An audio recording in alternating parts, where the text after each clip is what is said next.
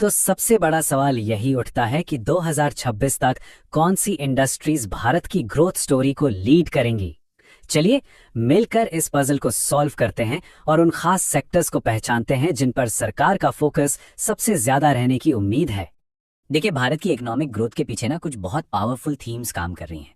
ये थीम्स हैं manufacturing, infrastructure, defence और क्लीन एनर्जी जैसे सेक्टर्स जिन पर पॉलिसी लेवल पर खास ध्यान दिया जा रहा है। लेकिन हाँ, आगे बढ़ने से पहले एक बहुत ज़रूरी बात, ये सारी जानकारी सिर्फ एजुकेशनल पर्पस के लिए है, ये कोई इन्वेस्टमेंट एडवाइस नहीं है। आप हमेशा अपनी रिसर्च ज़रूर करें।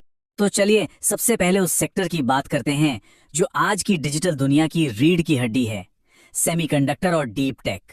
ये सिर्फ चिप्स बनाने की बात नहीं है, ये भारत को एक ग्लोबल टेक्नोलॉजी पावर बनाने और इलेक्ट्रॉनिक्स में आत्मनिर्भरता हासिल करने का मिशन है।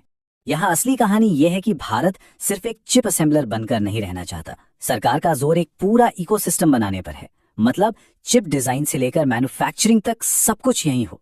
इसका मतलब ये हुआ कि हम न सिर्फ अपने फोन और कंप्यूटर के लिए चिप्स बनाएंगे, बल्कि आने वाले कल की टेक्नोलॉजी भी यहीं तैयार करेंगे।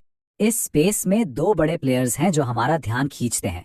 पहली है सीजी पावर, जो सेमीकंडक्टर पैकेजिंग के बहुत जरूरी काम में उतर रही है, मतलब चिप्स को फाइनल प्रोडक्ट में लगाने का प्रोसेस।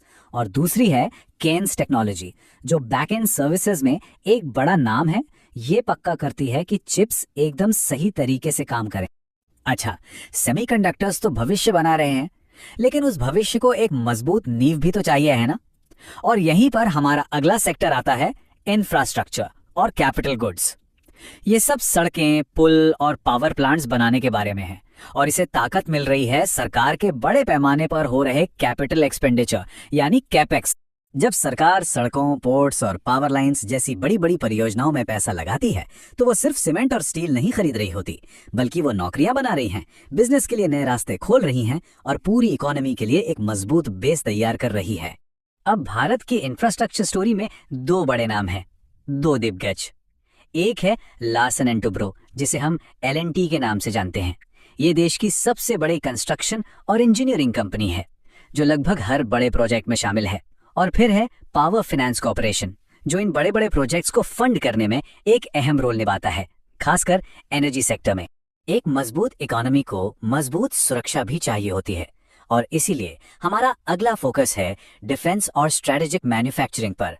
यह सिर्फ अपनी सीमाओं की रक्षा करने के बारे में नहीं है, बल्कि जरूरी टेक्नोलॉजी में आत्मनिर्भर बनने के बारे में भी है। यहाँ पर जो मेन आइडिया है वो है आत्मनिर्भर भारत का।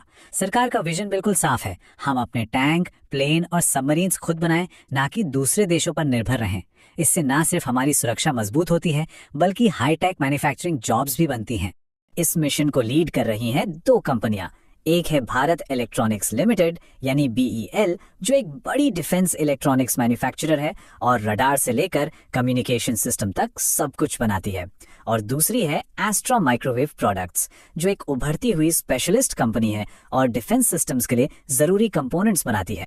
देखिए, एक मजबूत और सुरक्षित देश के लिए एक सस्टेनेबल भविष्य भी उतना ही जरूरी है। और ये हमें हमारे आखिरी लेकिन शायद सबसे जरूरी सेक्टर पर ले आता है, क्लीन एनर्जी।